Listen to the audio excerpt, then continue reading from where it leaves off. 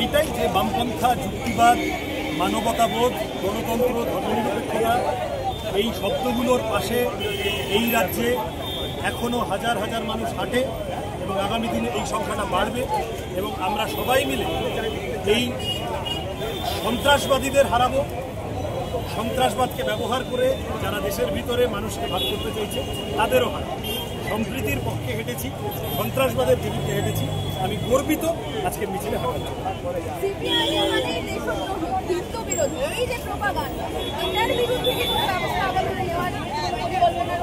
এগুলো সব তোমাদের সামনে বলবো না, কিন্তু আমরা কতগুলো জিনিস দেখছি। এই যা ট্রোল আর্মি যা শুরু করেছে, সবকটা প্রোফাইল লক করে ফেক প্রোফাইল বানিয়ে খুন, ধর্ষণ, গণপিটুনির হুমকি, দেশ ছেড়ে বেরিয়ে যাওয়ার হুমকি।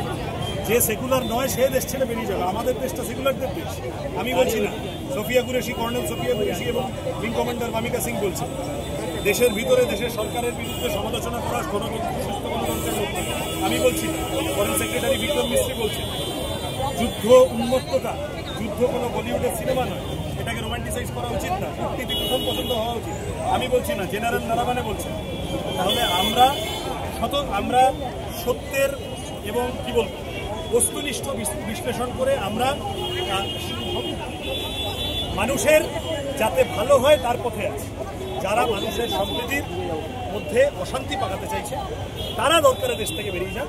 তারা ফেসবুকে যা করছে এর বিরুদ্ধে আমরা কিছু ব্যবস্থা তো নেবই, খোঁজ নেবই। দেখো না, এই যে একটু লাস্ট প্রশ্ন আমি জানি খুব তাড়া রয়েছে, এই যে আমরা পরপর কয়েকটা ঘটনা দেখছি যে একদিকে যেমন এই বিক্রম মিস্ত্রির টুইটার হ্যান্ডেলে গিয়ে থ্রেট করা, করাচি বেকারিকে ভেঙে ফেলা এবং তারপরে ইরানের সঙ্গে যে একটা কূটনৈতিক টানাপোড়েন চলছে, কি মনে হচ্ছে এবার কি বিজেপি বা আরএসএস নিজেদের গর্ত নিজেরাই করছে?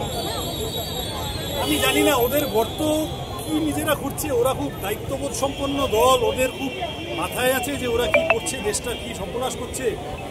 আমি জানি না মাথায় আছে কিনা, মাথায় থাকলে একটা এইখানে এই শুভেন্দু অধিকারীরা এইগুলো করে একটা দেশের যুদ্ধ পরিস্থিতির সময় দেশ লড়ছে পাকিস্তানের বিরুদ্ধে আর ও পড়ে আছে যাদবপুরের বিরুদ্ধে। এটা একটা জনপ্রতিনিধির কাজ হওয়া উচিত, একটা রেসপন্সিবল সিটিজেনের কাজ হওয়া উচিত। এগুলো করছে মানে দেশের ভিতরে অশান্তি পাকাতে চাইছে এবং দেশের ভিতরে এই সময় যারা অশান্তি পাকাতে চাইবে তাদের একদম ধরে হয় জেলে, পারলে পাকিস্তানে পাঠিয়ে দেওয়া। আর লাস্ট সম্প্রীতির পক্ষে থাকুন, সন্ত্রাসবাদের বিরুদ্ধে থাকুন, দাঙ্গাবাজির বিরুদ্ধে থাকুন।